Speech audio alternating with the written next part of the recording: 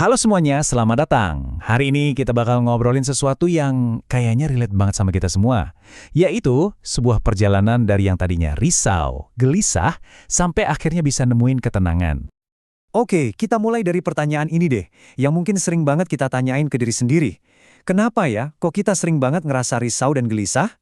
Sebenarnya apa sih akar dari semua perasaan yang terus-terusan ngebebanin pikiran kita ini?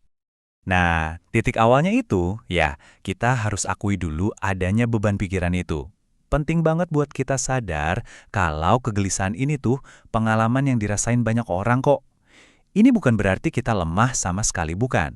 Justru ini jadi titik awal kita buat sebuah perjalanan yang lebih dalam.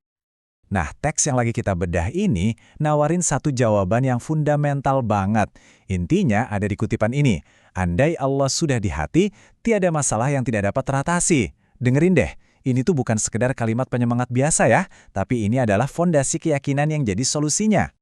Terus, gimana caranya biar keyakinan ini bisa benar-benar masuk ke hati kita? Nah, langkah pertamanya adalah kita coba dulu buat memahami kuasanya.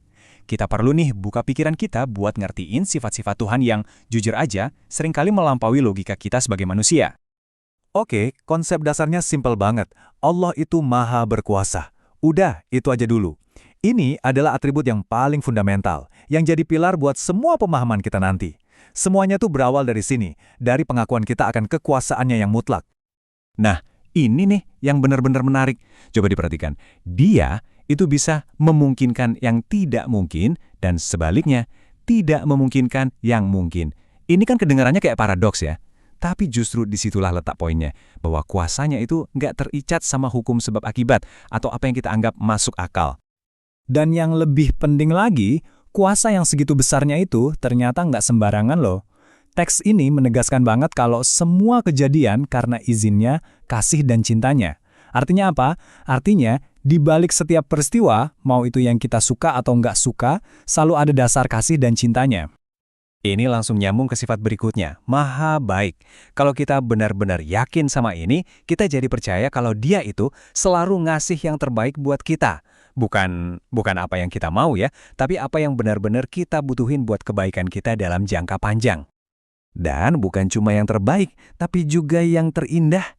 Sifat maha indah ini nunjukin kalau rencananya itu bukan cuma baik dari segi fungsi aja, tapi juga punya keindahan dan hikmah di dalamnya. Ya, walaupun mungkin sekarang kita belum bisa ngelihatnya. Dan kita balik lagi ke fondasinya buat nge-reinforce pemahaman kita. Maha kuasa. Ini nengasin lagi perannya sebagai penentu sejati. Jadi, yang pegang kendali akhir atas semua urusan itu ya dia, bukan kita. Oke, jadi poin krusialnya apa nih?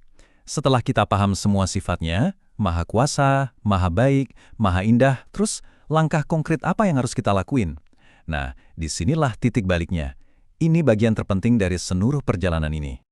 Dan tindakan intinya digambarkan dengan sangat pas di sini. Kalimatnya sederhana banget, tapi dalamnya luar biasa. Cukup serahkan segala urusan padanya. Udah, sesimpel itu. Ini tuh soal melepaskan genggaman kita yang kuat banget sama kendali dan percaya total sama sang penentu sejati. Lalu, hasilnya apa? Kalau kita berhasil melakukan ini, buah manis apa yang bakal kita petik? Nah, jawabannya adalah tujuan akhir kita semua, ketenangan hakiki. Hasil dari penyerahan diri itu digambarin dengan indah banget di teks ini. Proses ini tuh bakal ngebawa kita ke sebuah kondisi mental dan spiritual yang baru. Sebuah keadaan di mana hingga aku nggak kenal lagi apa itu risau, apa itu galau, apalagi gelisah. Bayangin deh, perasaan-perasaan negatif yang jadi titik awal perjalanan kita tadi, sekarang malah jadi sesuatu yang asing, sesuatu yang udah kita tinggalin jauh di belakang. Dan ini membawa kita muter balik ke awal, menutup perjalanan ini dengan sempurna banget. Dengan keyakinan dan penyerahan diri yang kayak gini, jumlah masalah yang nggak bisa diatasi jadi nol, kosong. Persis seperti janji yang disebutin di kutipan pertama tadi. Jadi, yuk kita tutup pembahasan singkat kita kali ini dengan sebuah renungan. Gimana kalau ketenangan sejati yang selama ini kita kejar-kejar ternyata nggak serumit yang kita bayangin? Gimana kalau jawabannya itu cuma sejauh satu langkah dari kita, yaitu sebuah penyerahan diri? Coba